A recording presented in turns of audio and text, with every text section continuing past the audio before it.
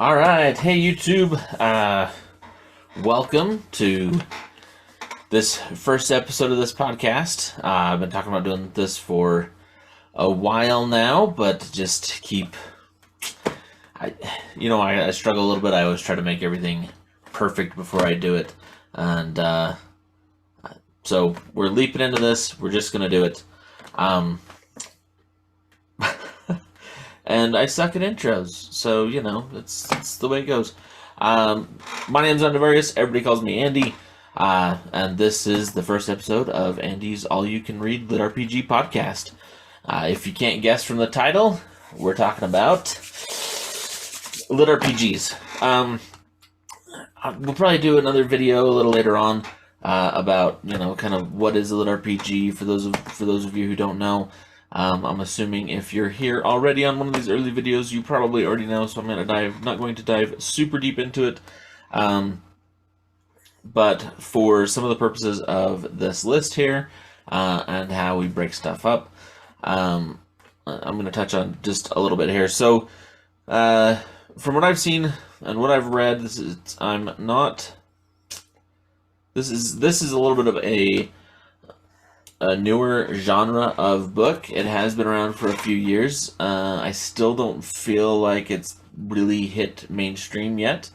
So there are some pros and cons with that. You do get a lot of self-published and like vanity published books, which can be good, can also be not so good. What I think is good is there's a lot of really, really great stuff out there that you don't have to deal with kind of the gatekeeping or filtering of traditional publishers. But you also have some of the stuff that really could use a little more, work, a little more polish before they're released. So it ends up feeling a little rough. So today we're going to talk about some books that I would recommend to most anybody as just a great way to kind of get into the genre and experience some of the better books that are out there, so that hopefully you can fall in love with it as much as I have. Like I said, I'm a little bit newer to it since I really kind of dived in deep and started reading it aggressively, but I do read pretty aggressively, and I listen to a lot of audiobooks whenever possible.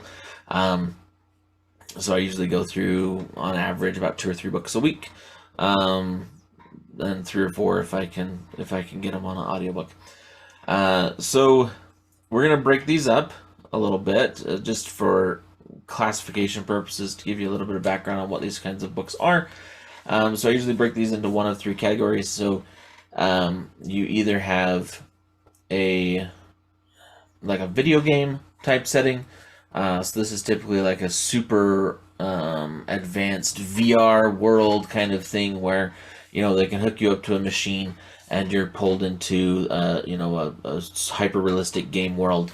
And the story proceeds from there.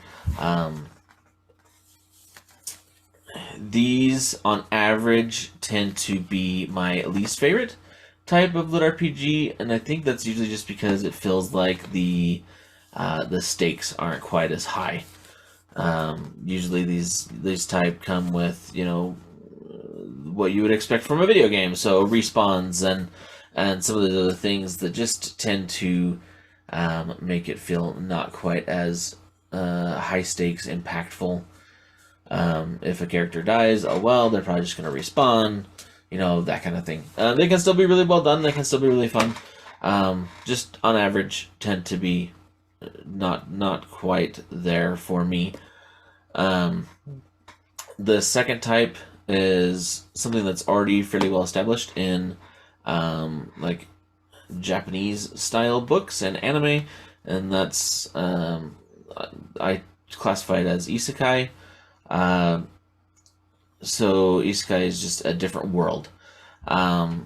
This often or usually takes the form of someone from Earth going through a portal, or being, otherwise transported to another world. Sometimes it's kind of they die and they're reincarnated in another world, or something along those lines. And this new world has RPG systems, stats, experience, quests, that kind of stuff. These books tend to be better, just as far as how they appeal to me personally.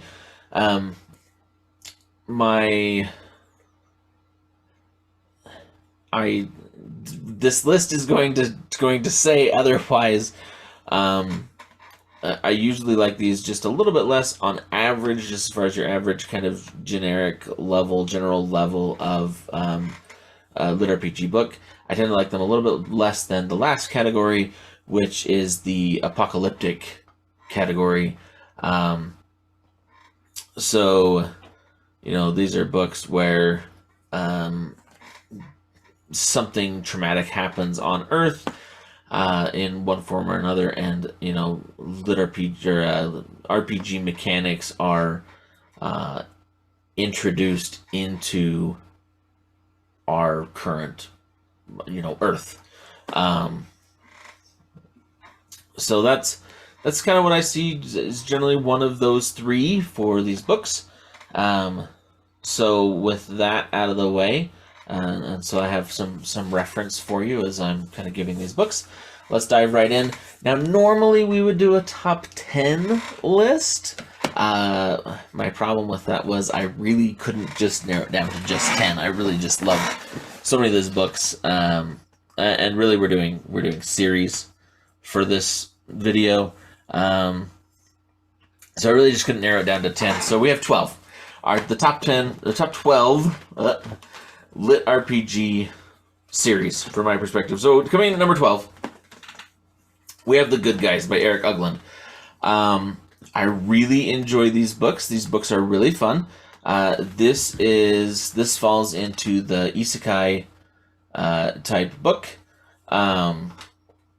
So our main character, I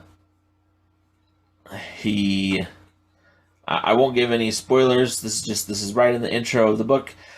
He's not a great person for his life here on Earth. When he dies, he gets the chance to start again on another, in another place. And he is, taken to another planet. The circumstances of his transportation to another planet end up with him having some extra perks and extra bonuses, and he comes in as a kind of a hero in this other world. Some of the things I love about this series, I feel like the progression is good, the systems are good. I love the humor of this series. I find the series very humorous. I don't go very long without laughing.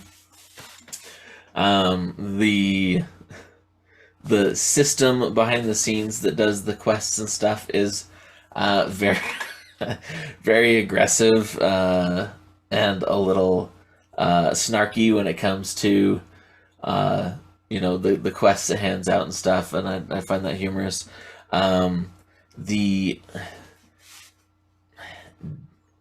For lack of a better word, the deities of the world, the powers of the world that he interacts with are usually quite humorous. A couple of the things that kept it at the number 12 spot versus higher in the list. This one is super aggressive, or really just over the top with bad language, which may bother some. I know it bothers some people. I know it doesn't bother other people. I wouldn't say it really. It doesn't really bug me as far as it doesn't offend me. I'm pretty desensitized to any of that at this point. But I do feel like sometimes it gets in the way of a more meaningful dialogue or helping things actually progress. And I feel like sometimes and I guess maybe that's kind of a weakness of the book in general. There are occasions where I feel like there's maybe a little too much subtext, like too much that you kind of have to read between the lines, or you kind of get lost in the conversation because they just end up trading, insults and half sentences and stuff back and forth. While it is typically very funny and it makes me laugh a lot, it does tend to kind of muddy the waters a little bit with the dialogue and make it a little bit hard to really engage with what they're trying to say or what's going on. The other thing that kind of holds this back, this series is quite long so far, which is great. I really enjoy that. The problem is in some of the later books seems to have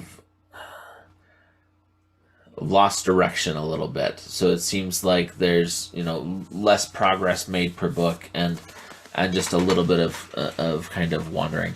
The stuff that's in there is still pretty good. They do still make progress on varying objectives, but as far as like what I would consider like the main story arc of the series, just hasn't really made a ton of progress the last couple books, so the books are still good, but that does kind of hold it back for me a little bit. Okay, number 11, The Legend of Randomly Ghost Hound by Norrit Flood. This series is more on the apocalyptic side.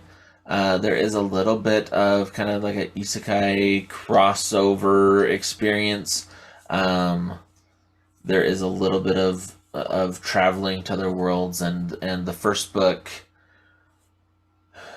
just because of how it opens, feels a little bit more isekai, another world type in nature at the start, because he is the start of the book randomly is like pulled into a dungeon from the very start, which is not at all related with or connected to Earth. The entrance is on Earth, but it's not very Earth-like inside the dungeon.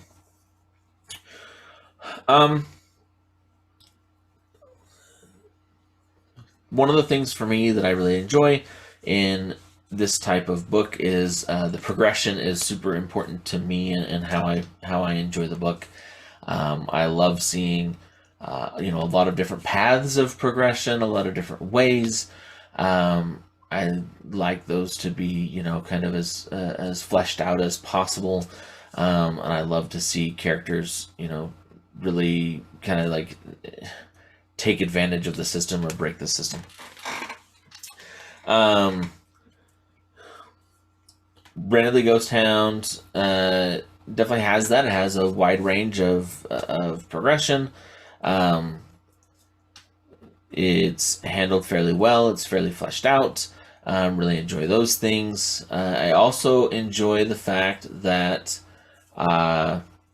he uses a spear as his primary weapon. I know that seems kind of like a silly thing to enjoy, but ever since I watched a video freaking by Shad for Shadiversity, maybe it was Skullgrim, I don't remember. I'm pretty sure it was Shad though, with Shadiversity. He talked about like why you would use a sword versus a spear or something with longer reach if you're in a fantasy setting and fighting these big monsters. It's a really good video, but it has kind of messed with my head a little bit on some of these things, and so now I tend to notice these things a lot. And so it was cool to see somebody, it's just nice to see something a little different, I guess, than the typical, I'm going to use a sword, even against these big, huge monsters. So to see that done and done well thought out, it's nice, and I enjoy that. I enjoy a lot of the characters. So he's got a lot of good characters in this series. It does a pretty good job with the relationships and some of the politics. of what it's like as everything collapses and they try to rebuild and kind of find and reconnect with the people that are important to them. So that was well done.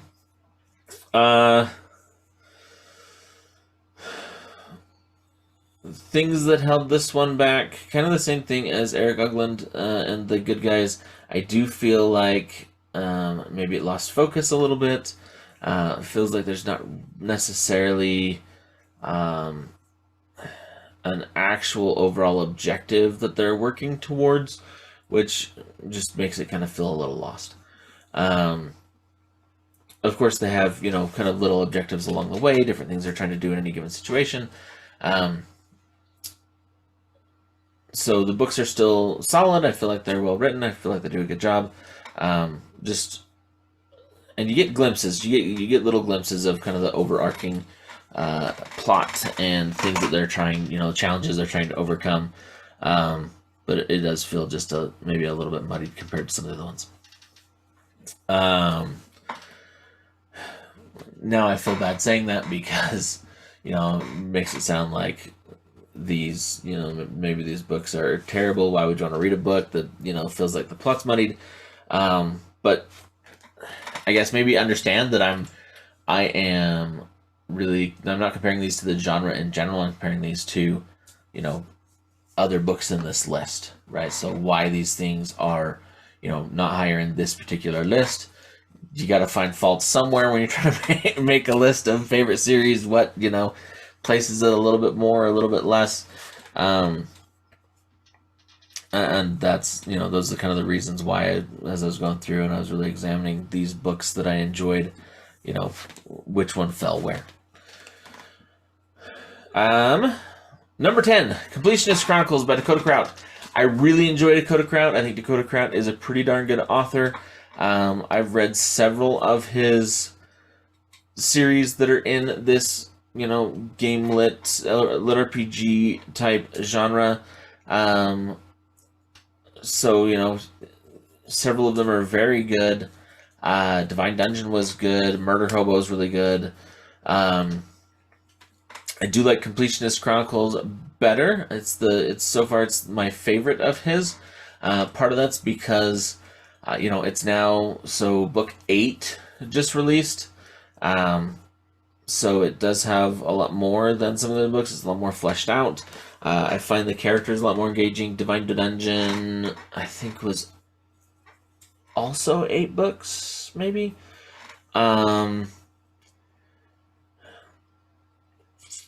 It is a little more like Wuxia cultivation type progression. Not so much levels, the stats, some of the hard crunchy numbers. I really enjoy that. Divine Dungeon didn't have that. Neither does Murder Hobo, doesn't really have it as much either. So, I just don't enjoy that quite as much. Completionist Chronicles is great. It is the only one that I would consider like really full, true, game world type book that's on my list. So it kind of holds a little bit of a place of honor for that. It's still engaging, it's still impactful, it still feels, like there are big things, even though when they die,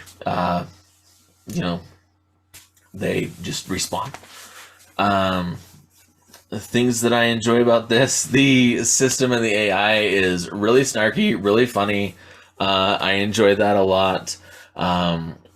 The main character is also really good at exploiting systems, taking advantage of things, doing things in unexpected or twisted ways, and kind of like holding that ace in his back pocket until you've kind of forgotten about it, and then he just pulls it out and he's like, bam, I'm gonna break the game and upend everything with this ace in the hole that I've had for a while.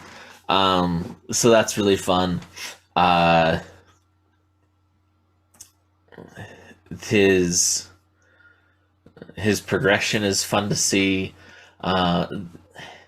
the the book overall is a really fun read, which is really more the way I go about typically, reviewing and evaluating these things.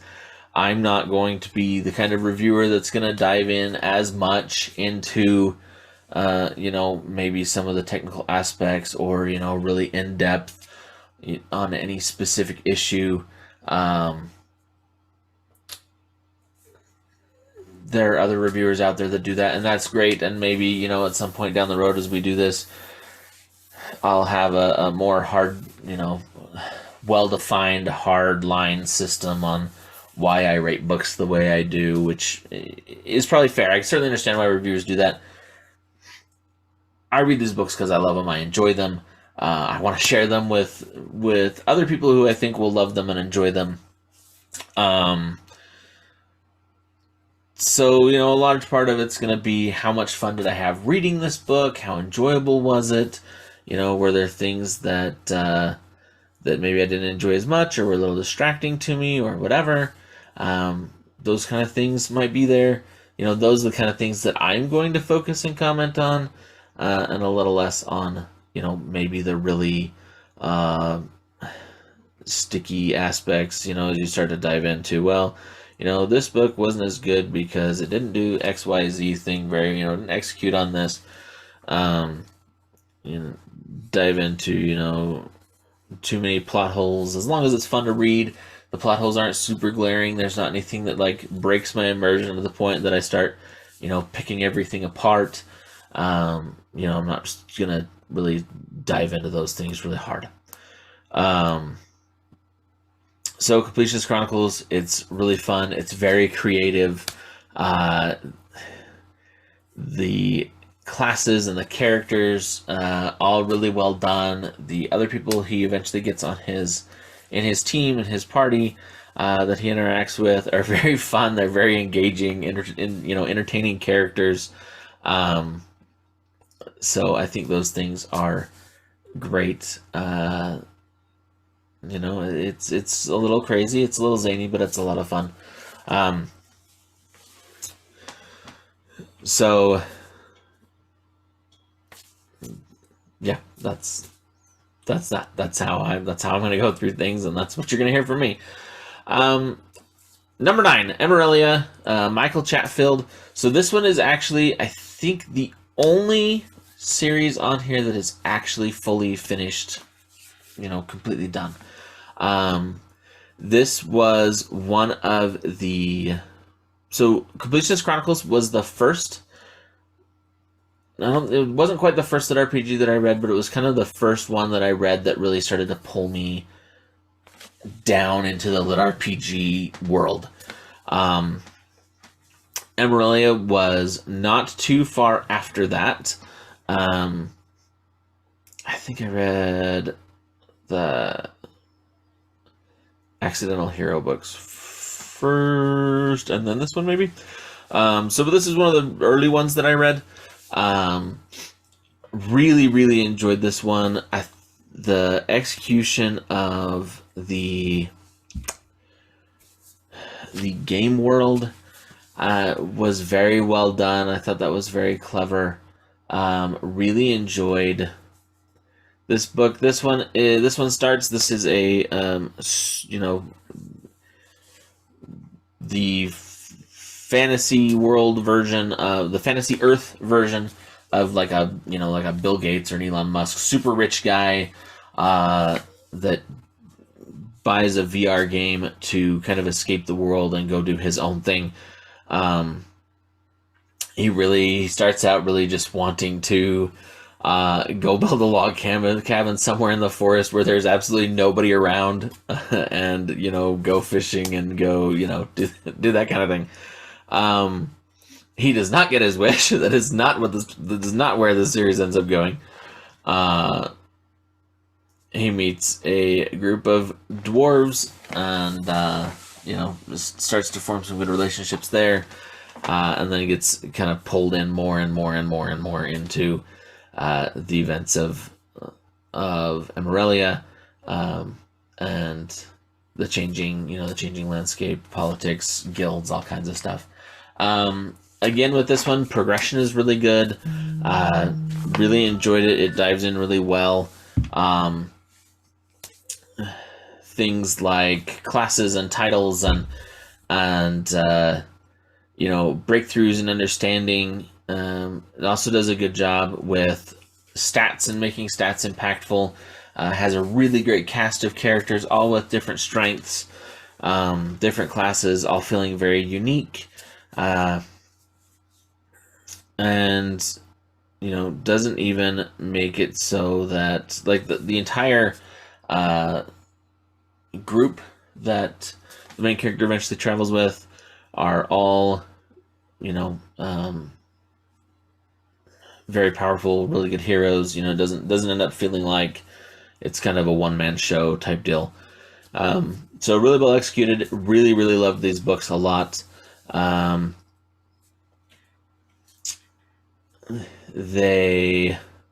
did notice toward the end of the series, so the reason this one's is only 9 on this list, I did notice toward the end of the series just that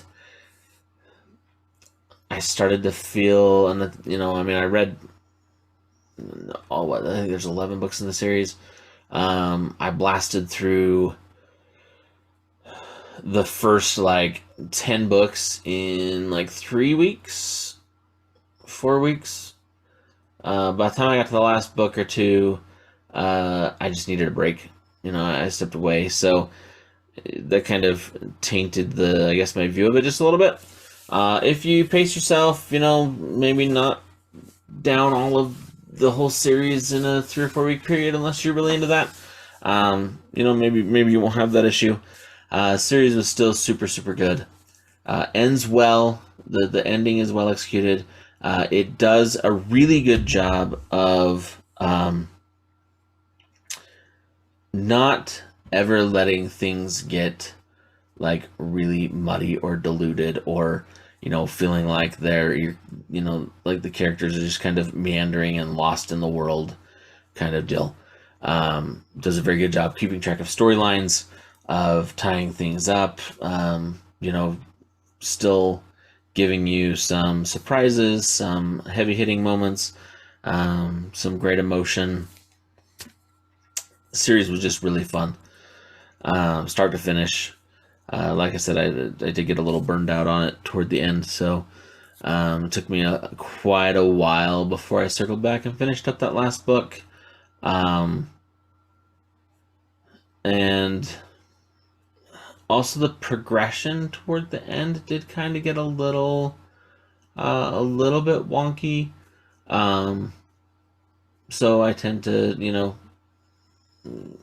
the progression is one of the things that I really enjoy, really drives me forward. So it did get a little wonky toward the end on that. So that also, kind of made me not enjoy it quite as much at the end. Definitely finished it for the story. Story's really well done.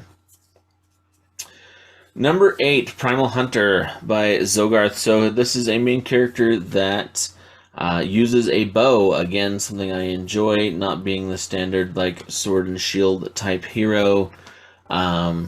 Just because it is, just because that video has freaking forever imprinted itself on my brain and messed with my view of all fantasy and just everything. This book's really, really well done. So this is at the start when the system is introduced. They are pulled into a tutorial, which is definitely more of an isekai type setup, where they make contact with. In the tutorial, it's mostly people from Earth, but there are some other things that are influencing this tutorial. So they make contact with the system, they make contact with some other things that definitely lets you know that they are now just part of a much bigger, universe, multiverse, multiple planets out there, a lot going on. But progression is really good. you know, like a crafting profession or a crafting class, and a main class, a combat class, both factor in progression, titles, you know, class evolutions, all kinds of fun stuff for them to progress through. Characters are fairly well done. I didn't feel like any of them felt, you know, super generic or unimportant. Again, a wide variety of classes, characters, some interesting and slightly strange, in a good way, you know, kind of relationships and dynamics between characters. Was really fun to read. They, 3 books are out now. The 4th one's coming out relatively soon, if I remember correctly. So still going strong. And the series is a lot of fun. Series 7, Underverse, by Jez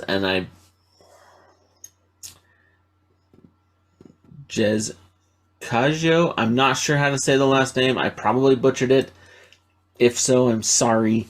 Although, as a side note, just as a side note here, you know, Jez, if you ever see this, you ever watching this, and you're like, dude, that guy butchered my freaking name, I would be happy to have you on the podcast, and you can correct the name for me. You can tell me how poorly I butchered the pronunciation, and I will eat crow in that moment. It'll be worth it just to have you come onto the podcast.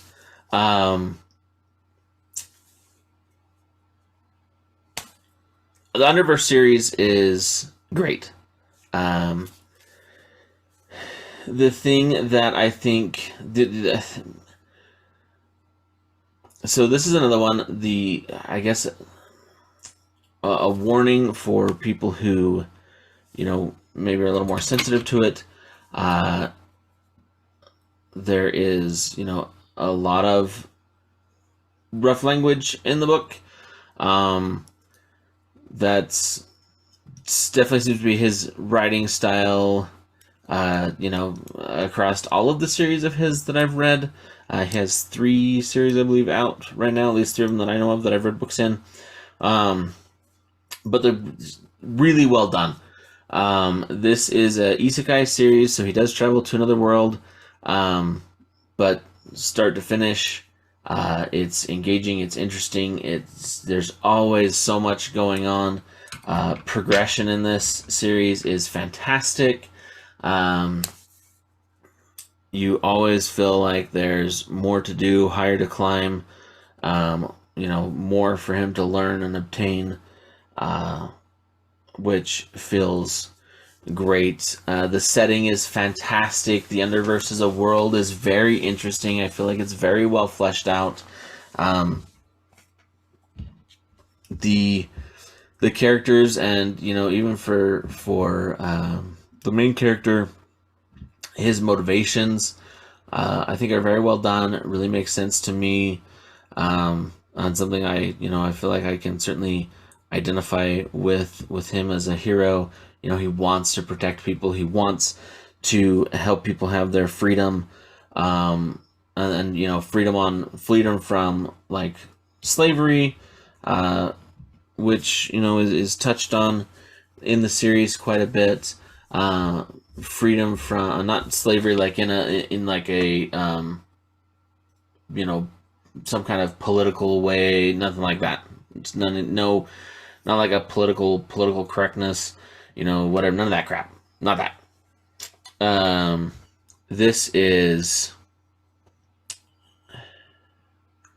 don't want to give too many spoilers. The premise is, so there was an empire, an emperor, in the Underverse, where in the Empire slavery was outlawed. The main character has a connection to that empire, even though he was born on Earth, ends up traveling back to the Underverse, or traveling to the Underverse, And he, he, because of the connection that he has, he feels he feels the laws of the old empire fairly strongly, I would say. Very motivated by that. And so he just is filled with kind of a righteous indignation whenever he sees the citizens of the empire now enslaved as the empire's kind of fallen and things are falling apart. And so that weighs heavily on him, and he sacrifices a lot to try to bring an end to that and try to protect the people of the empire that are still there, and also trying to he's one of his primary motivations is he's trying to find his brother, who was also pulled into the Underverse before him. His cast of allies is great. They're very entertaining, very humorous. Overall, really well done. All of the side characters are well done. Stories, motivations. Most of the characters, he does a good job of making the characters feel like they're fleshed out. They're not just kind of satellites orbiting around the main character, with no life before that. So that's really well done.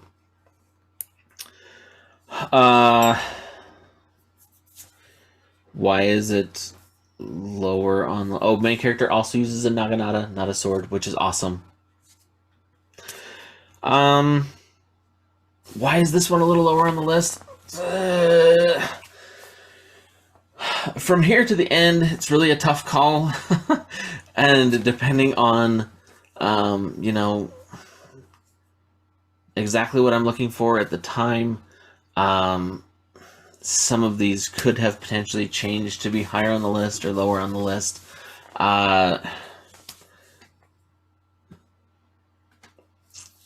It's been he did book 6 not too long ago.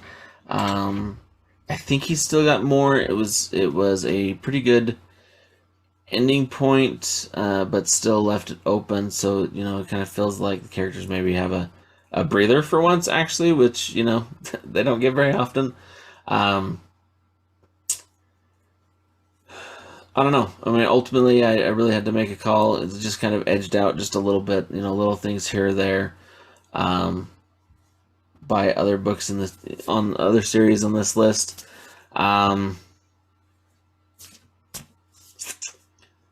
Yeah, that's not the best answer, but it's what I've got. So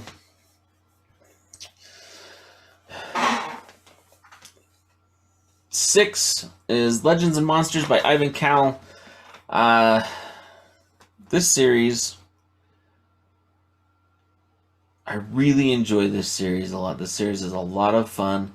The two main characters are really well fleshed out. They have a really engaging story. Very divergent paths. It's just really well done. Some of the things I really enjoy. So this is from the point that the story picks up. This is an isekai. They travel to another world, but you do get a decent amount of backstory stuff, which is all more apocalyptic Earth type of backstory. So in this series, the system is, well, it's not this. So the deal maker is like the shadowy, mysterious figure.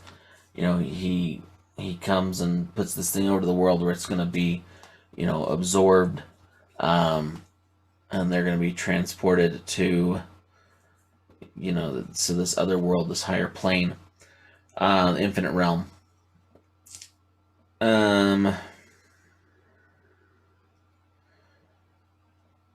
Some of the things I love about this. So this series is probably, maybe actually the best of all the books. This one might be the best in terms of, so this has 3 main paths of progression. You do get they do get titles, they do get perks, all things that impact, you know, their progression in awesome ways. Cool equipment, cool weapons. But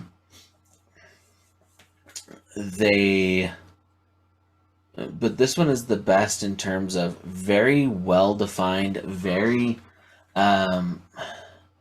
different forms of progression for the characters. So there's classes, there's cultivation, and there's skills as kind of your 3 main branches of progression. Each one has very different requirements for making progress in it. It's very well defined. They all have strengths and weaknesses, which leaves them overall very well balanced. Yeah, so it just the series itself is really well done. I believe there are 3 books right now, but the books are all very big, which is awesome.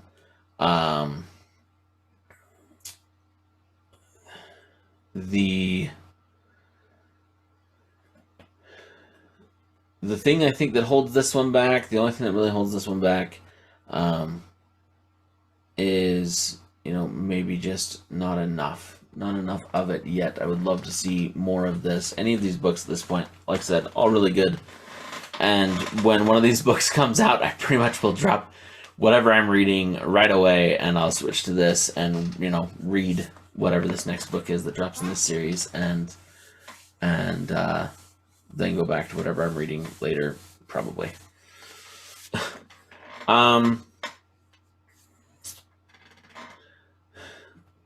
The other thing maybe that holds this one back a little bit, in my personal opinion, this one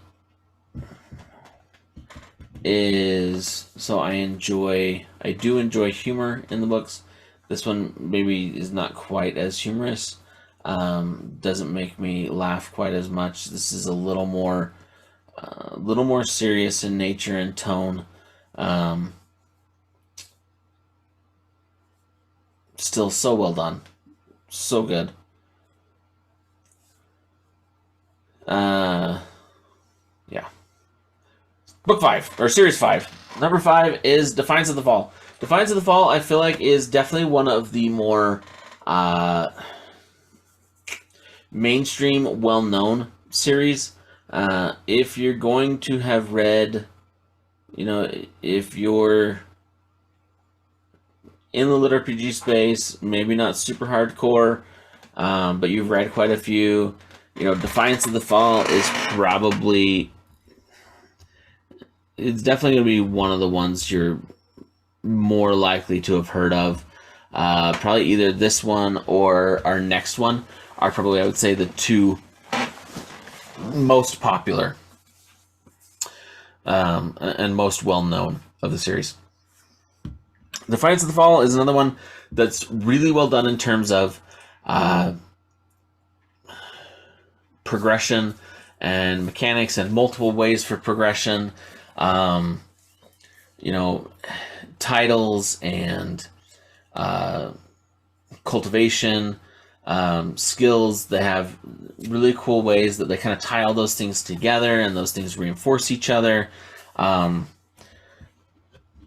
This one is apocalyptic, with a little bit of isekai tied in, but a lot of, you know, they're definitely on Earth. Zach's the main character. He's fighting for Earth, trying to, you know, kind of protect it, lift it up, bring stability back. And so he's always fighting and trying to take care of that. I just finished the most recent one, 7, I believe. And they have had kind of a larger threat that's been haunting them from, you know, through that time, and they've done a good job of, you know, having lots of little milestones along the way, but still always working towards resolving this major threat. Super well done, super fun.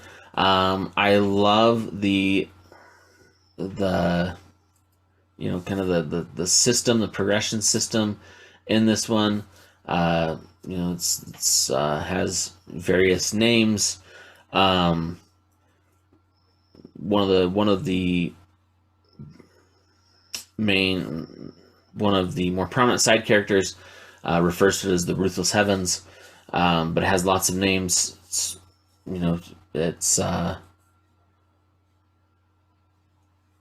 It is well done. It's interesting. The system itself, the Ruthless Heavens itself, definitely seems to have like a will of its own, that it's trying to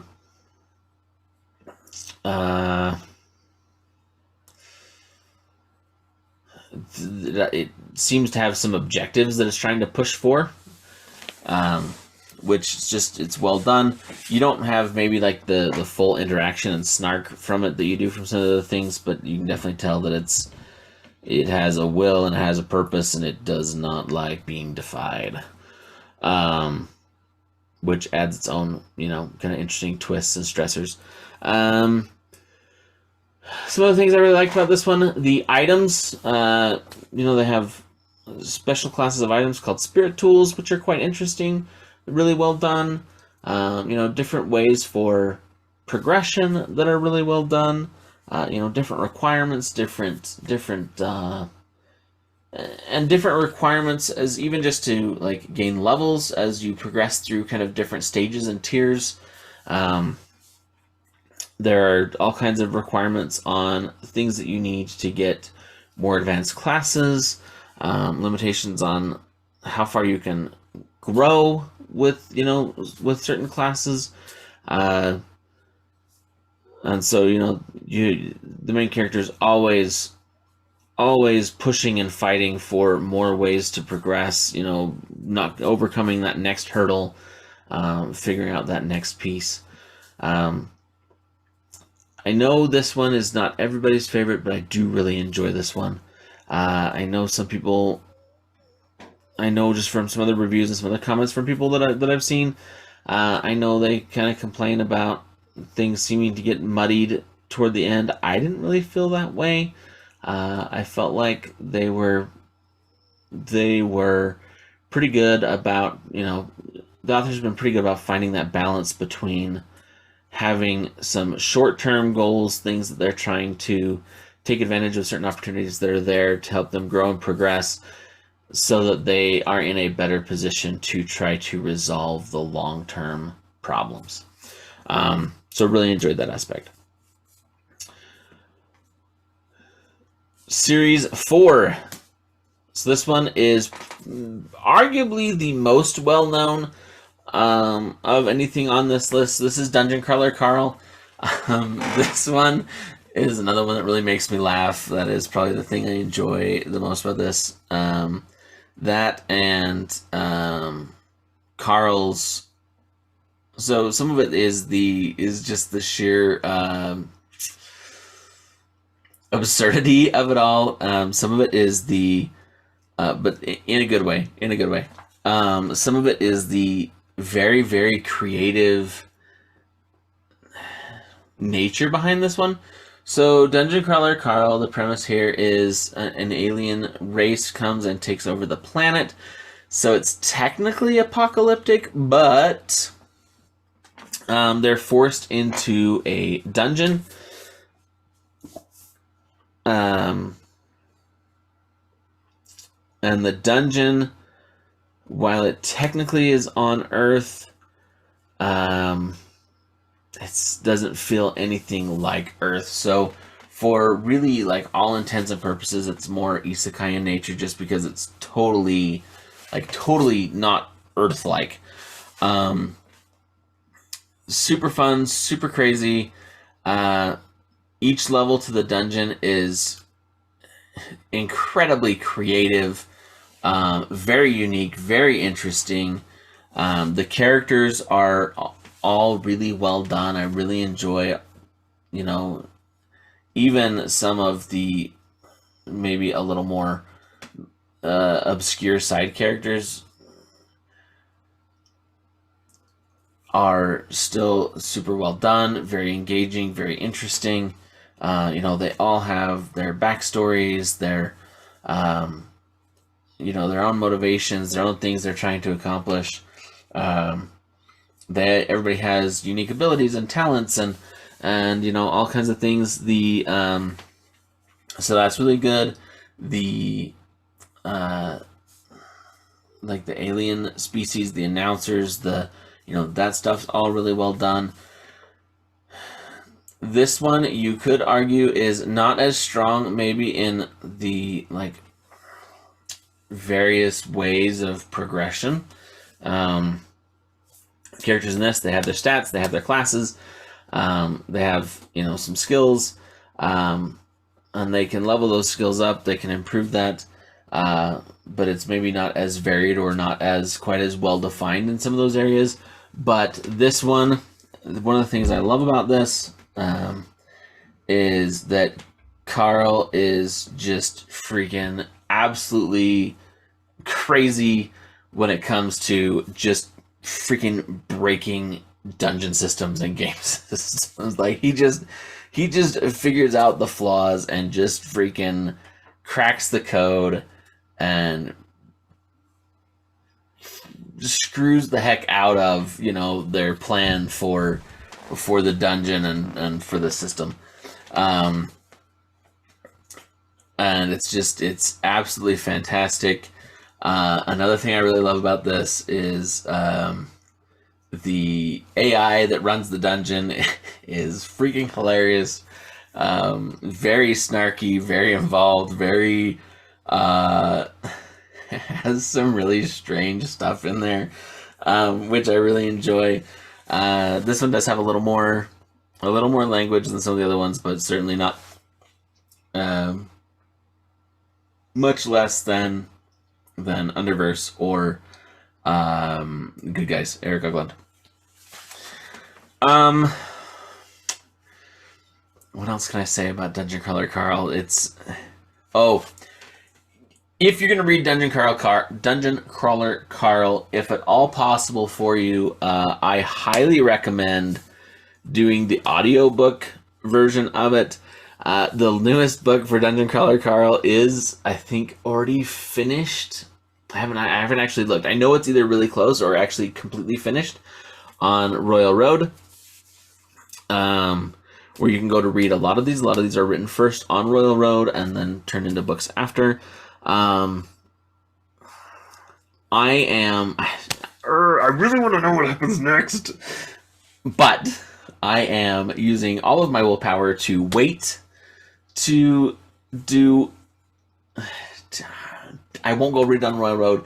I really want to listen to the audiobook.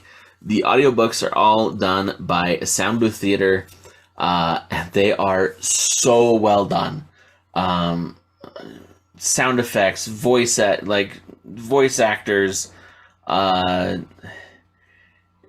It's just a whole experience, and it's absolutely fantastic.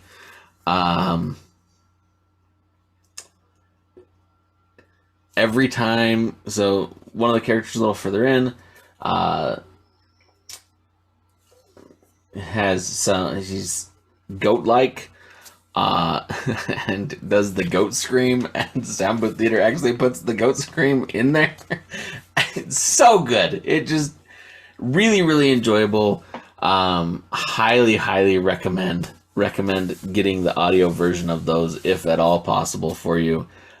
You will not be disappointed. The books are long, so you definitely, if you're doing Audible or something like that, you definitely won't feel like you wasted your credit or that you were cheated in that. The length on them is fantastic. The quality of production, absolutely phenomenal. The writing, really good. Really, really love this series.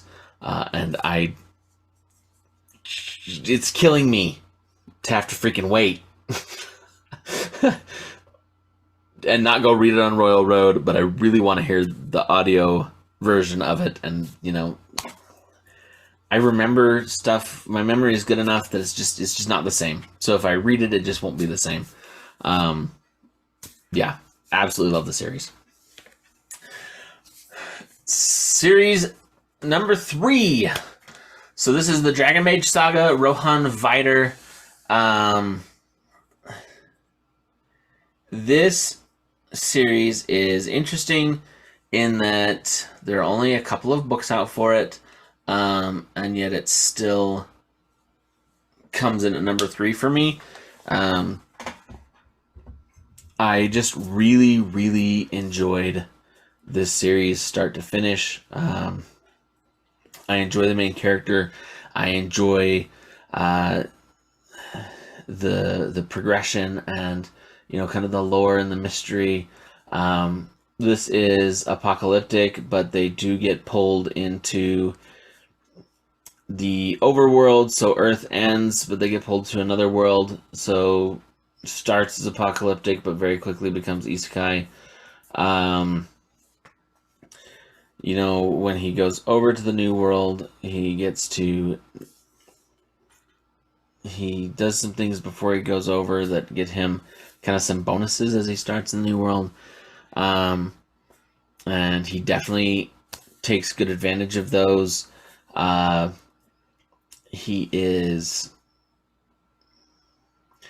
characters are interesting, the world's interesting, the political landscape of it, as you know, humanity is now in the overworld. They're kind of threatened from all sides, including by those who should be their benefactors.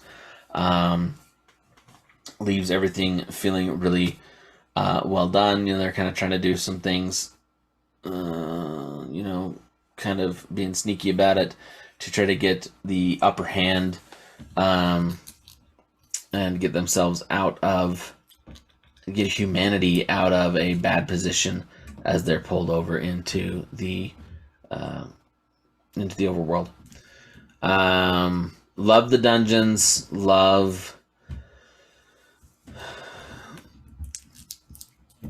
I just really love the series. I love the just the way it's handled. Main character primarily uses magic and not not really weapons, which is fun. Love the other characters. Like I said, the dungeons, the monsters, really, really cool. Really, really good setup. I want to share more, but I don't want to share anything that will ruin it, or spoil anything for you. Really recommend this one. Writing on it is I felt was quite good, which is another, that is a thing that can be a little difficult to find, as we've talked about. Okay, number 2, Rise of Mankind. This is another one by Jez Cagio. You can just come on the podcast, yell at me. I'll take it. I just have no idea how to pronounce that last name. Usually I'm pretty good with that, but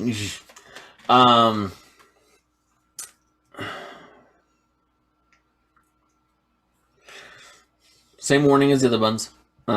His style definitely a little heavier on the language. I really think this series is so cool. I just really enjoy this series. The biggest thing that puts this at number 2 instead of number 1, there are only 3 books in the series, which may not be, a deal breaker in and of itself. But I just about finished book 3. And so I read a lot of these through Kindle Unlimited. Kindle Unlimited is a great deal for getting these. A lot of the LitRPG genre is available on Kindle Unlimited. $10 a month, and you can read you can have up to 10 books out at a time. And you can return them at any time, get a new one out, and you can seriously just crank through these books. If you just as fast as you can get them read. You don't need a Kindle to make that happen. I use my smartphone for it, which is also super nice because I always have a book handy wherever I go, which I love. My wife doesn't love it as much because, I'm often, reading every chance I get instead of, paying more attention to other things. So, I follow Jez on Kindle Unlimited, so I get announcements when he releases a new book. I was just finishing book 3, and I got an announcement that a book was released by an author that I follow. So I was super excited. I thought, oh man, maybe this is book 4. This is going to be awesome. I pulled it up, and it was book 1 from his new series, Alpha Protocol, which I started to read it. I didn't get quite as far into it because what came out? I think a new Primal Hunter book came out, so I switched to that. It probably gets good later on because Jez writes good stuff. But I was just really frustrated that he's got 2 books that I really enjoy that I'm in the middle of, and the book that came out was some book for some new series instead of one of the ones that I wanted to continue the story of. These books are really good. The progression is maybe not quite as straightforward in some respects. I don't want to spoil anything. They have some very interesting ways of progression, but I think the cool thing about this that I really enjoy, which you do see in some other books as well, but the main character in this one, he gets his hands on a dungeon core, and connects with it. Kind of becomes like the controller, the boss of this dungeon core. And then he just takes it and he uses it to start to like build a base for himself. So you've got these cool LitRPG elements, you've got different kind of spells and progression elements, magic, but then you also have like this base building, dungeon building element, where he's doing various things to kind of progress in that way as well. So maybe a little bit less as far as like the crunchy numbers progression that I enjoy, but more like really cool options to see like how they go about advancing the dungeons, unlocking new tech, using the dungeon in cool ways to try to to build it up, make new things. I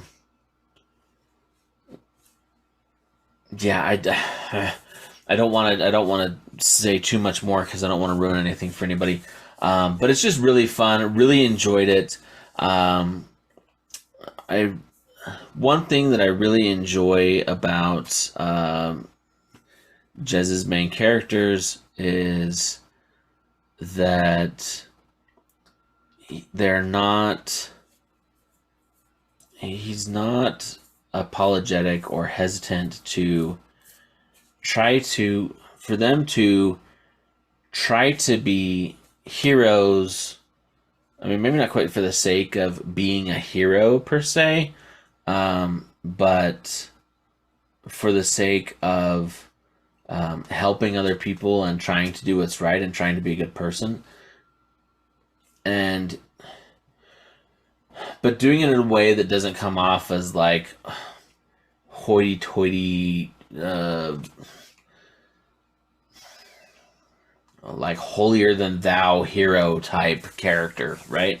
He does a really good job of having characters that are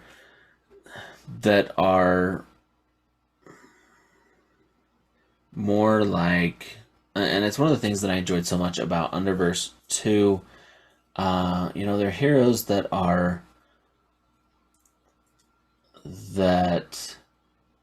they're not afraid to go through hard things. They're not afraid to tackle hard things, even when they know they're going to be hard, even when they know they're going to be, painful or difficult.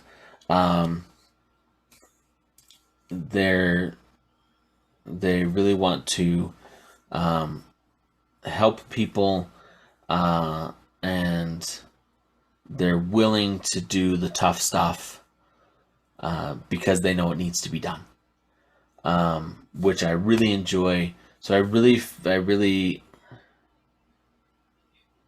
connect with that, enjoy that. I feel like that is I just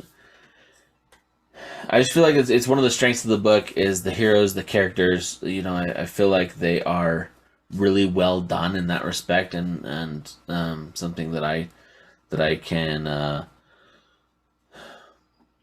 don't know, relate to, look up to. You get those heroes, you're like, yeah, that's cool. If this ever happened, I hope that I could be one of those guys, right? And not somebody that's still like real world, but somebody that you can look up to as an impressive, a paragon of what you would hope to be in that situation. Which maybe that sounds weird to other people, because these are guys that are like, hey, look, you threaten my friends, you're dead. That's it. I'm going to take you out. But I feel like, in those situations, it's kind of how you would have to be, and you'd have to be strong enough to make those hard decisions. I typically feel like,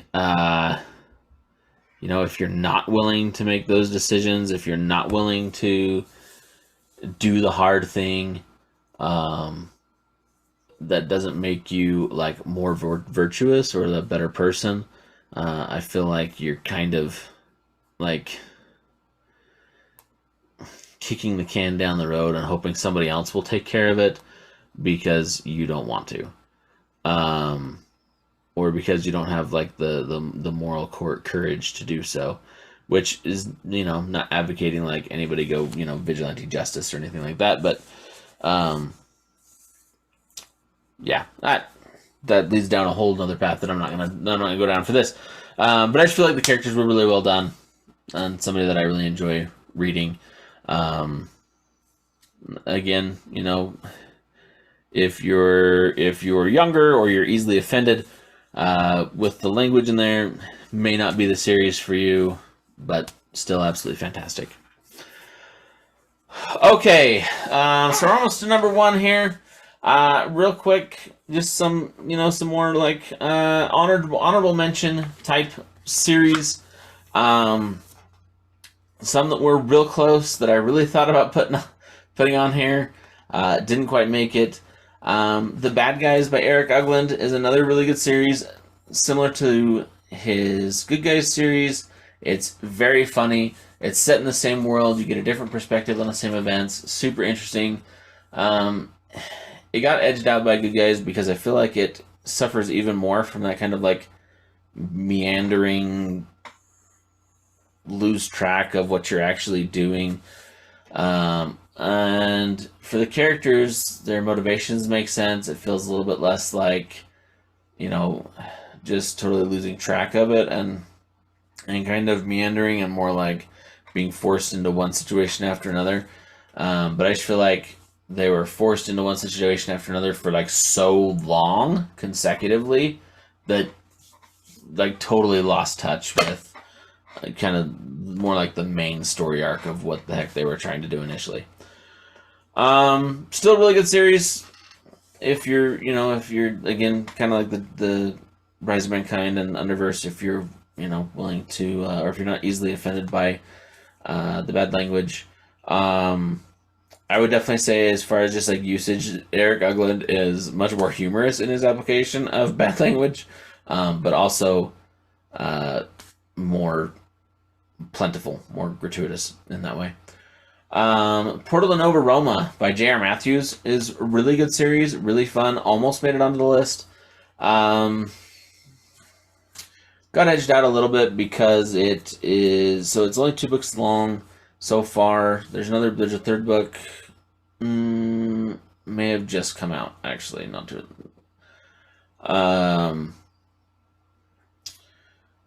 Books are good, crafting's interesting, progression's interesting, dungeons, the world setup's very cool. Main character is a little bit of a different take, which was very interesting.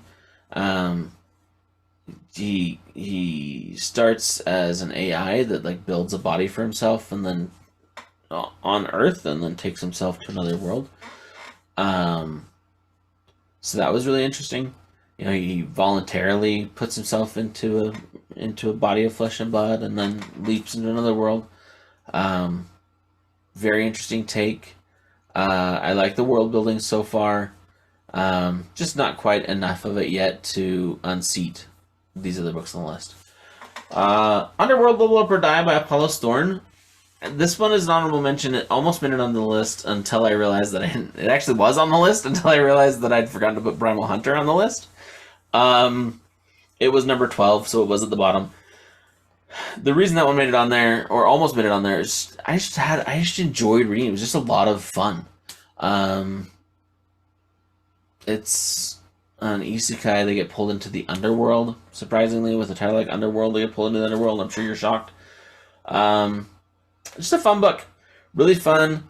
Progression is fun and interesting. The character applies the main character applies his skills and stuff he gets in new and interesting ways.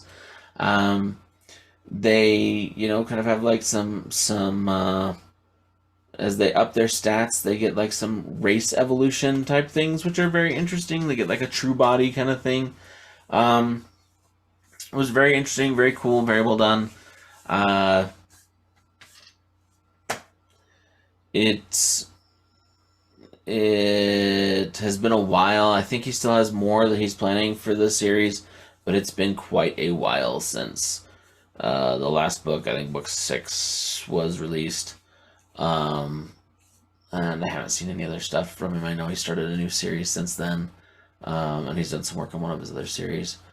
My understanding is, because Underworld is longer, he plans on kind of finishing up some of these shorter ones and circling back. But it's just been a while. And as far as like just pure quality of writing or quality of characters, didn't feel like it was quite as high as some of the ones on this list, but it was a ton of fun to read. The last one I'll mention that arguably should have ended up on this list, especially because apocalyptic tends to be my favorite if you're just taking, the genre as a whole. The System Apocalypse by Tao Wang is really good, and that one actually is a complete series. He has a couple of spin-off series even. Very good, very well done, tons of interesting progression, interesting characters. The world has changed in interesting ways. Interesting dungeons. It's really good. I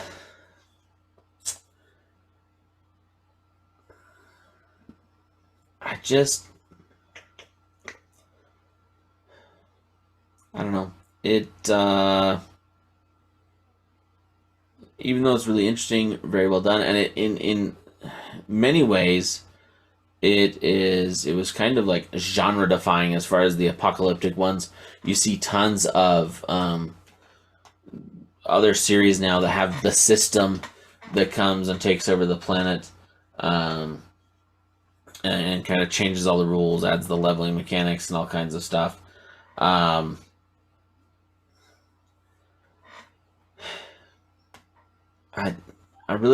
can't put my finger on any one specific element, other than it just was not quite as fun to read as some of these other ones. It's been a while since I've read those books. I may go back and try to get a better feel on it again so that I could do a better review, and try to identify some of those specific elements. Okay, number 1. This one is one of the reasons it's at the top of my list, is because it's newer and yet still has 6 or 7 books out now. So this is Unbound by Nicola Ganella. He's freaking releasing these books at just an absolute monster rate. I mean, just... Oh, no, so 5. So book 5 is going to come out the end of this month, November 30th. I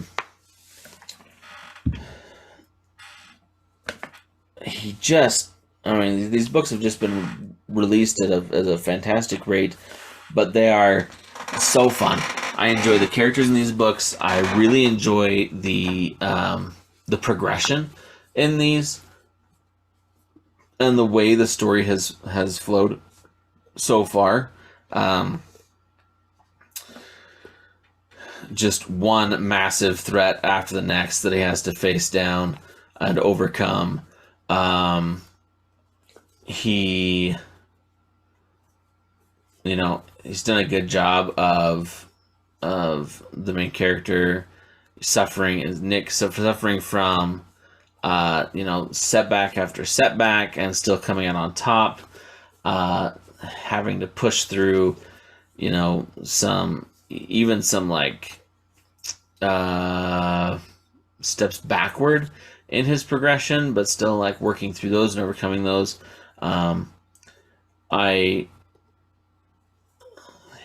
The system, not really a system, the power behind the progression and behind everything, I feel like was really interesting and well done. And his maybe not quite unique, but rare in terms of the book world. Insight into that is very interesting. So this is another isekai. He is pulled into another world. He has a race and some traits kind of forced on him, which is kind of interesting. And yet he still, he overcomes that.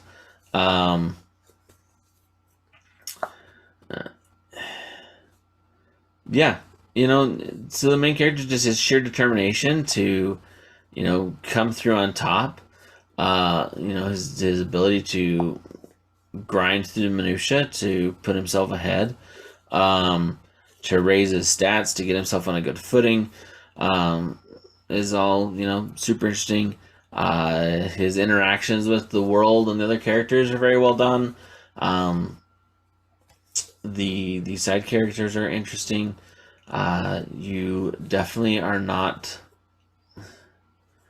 like, as an author, he's not, totally like murder happy and just killing characters right and left, but characters definitely are not safe. Bad things happen to characters in his world, so the things that transpire, you definitely feel like they have weight and potentially very serious consequences, which is nice. The writing was well done. The world is very interesting, and very interesting. Bad guys, political atmosphere in the world there is very interesting, like the different powers and the power struggle. Even the stuff that's, it's way above the main character's head for the time being. He ends up being, just kind of a little player in some of these things. But just super interesting stuff happening all around him. And then some big bad guys that come after him. And yet he, through determination, luck, and, creativity, edges out and manages to survive and eventually come out on top over one threat after another.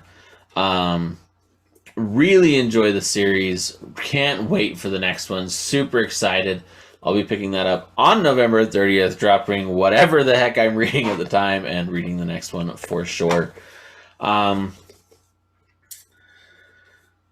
Yeah, so that's my list. I'll probably try to keep tabs on it and just keep a kind of a revolving list, an updated list as I go. I would love to hear your feedback. Let me know, did any of your favorite books end up on the list? Am I totally crazy and you think all of these books suck and I'm totally wrong and I should have put this book on the list or that book on the list? Yeah, I plan on doing probably primarily live streaming for this channel. So love to, see you on the stream, jump on, let me know, interact. We can talk about, the different books that you've read and why. I'm happy to, if you have recommendations on things that you think are great, would love to go through and read those. Some things I would like to see going forward, I would really love to try to get some of the LitRPG authors on here. I think that would be absolutely fantastic. I think it would be awesome to, get them to talk about their books, their series, their, some of their thoughts and sourcing for, their source of inspiration for different things. But I think it would also be really cool because this is a, more emerging genre, and a lot of these books, I think, end up going under the radar completely. I would love to be able to use this as a way to, help us as readers find more of these good books. So that's really what I'm out here to do.